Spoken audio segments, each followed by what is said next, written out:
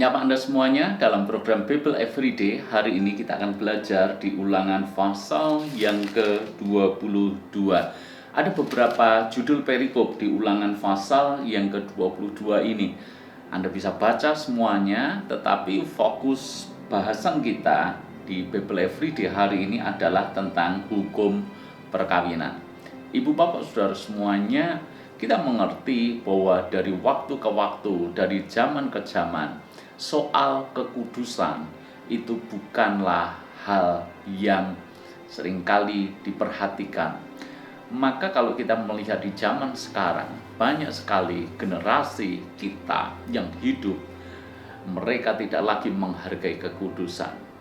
Di zaman sekarang, moralitas makin lama makin menjadi buruk.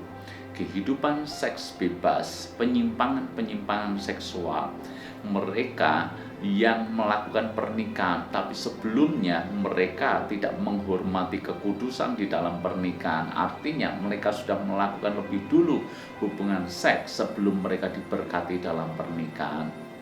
Sebenarnya ini juga tidak hanya terjadi di zaman modern ini.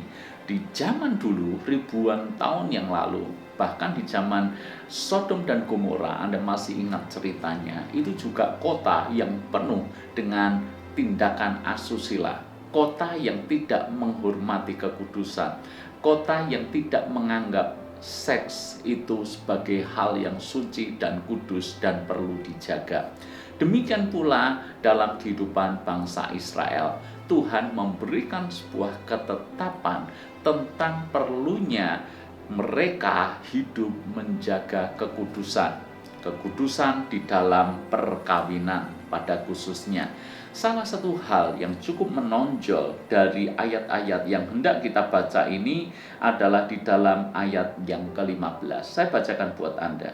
Maka haruslah ayah dan ibu gadis itu memperlihatkan tanda-tanda keperawanan gadis itu kepada para tua-tua kota di pintu gerbang. Ini berbicara soal keperawanan adalah hal yang sangat penting. Bahkan ada sebuah ketetapan sendiri secara khusus yang mengatur soal keperawanan ini. Dengan kata lain, kekudusan itu hal yang penting untuk dijaga. Ironisnya di zaman sekarang ketetapan ini sepertinya dianggap sudah tidak berlaku lagi. Padahal ketetapan ini tidak hanya ada di perjanjian lama, di perjanjian baru. Bahkan di dalam surat Paulus kepada jemaat di Korintus itu tentang percabulan, itu berulang kali diingatkan Paulus kepada jemaat agar mereka sungguh-sungguh menjaga tubuhnya tidak diserahkan kepada hawa nafsu dosa, agar mereka sungguh-sungguh menjaga kekudusan di dalam pernikahan, agar jangan sampai mereka hidup dalam percabulan, dalam perzinahan. Artinya kekudusan adalah hal yang penting, entah di zaman dulu, di zaman Taurat, di zaman perjanjian baru, bahkan dari waktu ke waktu, kekudusan tetaplah hal yang penting di hadapan Tuhan. Maka ketika orang percaya menjaga hidupnya kudus di hadapan Tuhan, maka sesungguhnya dia menghormati Tuhan yang ada dalam hidupnya. Alkitab berkata, tubuhmu sudah dibeli dan sudah lunas dibayar oleh Tuhan. Kita harusnya menjadi hamba dosa, tetapi Tuhan sudah mengambil alih itu, sehingga kita tidak melayani lagi hamba dosa, tapi kita menjadi hamba kebenaran. Apakah tubuh kita akan diserahkan lagi untuk segala keinginan dosa, untuk hal-hal percabulan, perzinahan, dan seterusnya? Ingat, bait kita adalah Roh Kudus.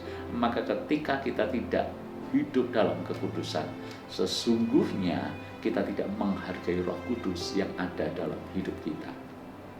Di Ulangan pasal 22, hal tentang kekudusan sangat ditegakkan dan hukumannya sangat serius buat mereka yang tidak hidup dalam kekudusan. Di zaman sekarang, tentu saja prinsip kekudusan tetap berlaku.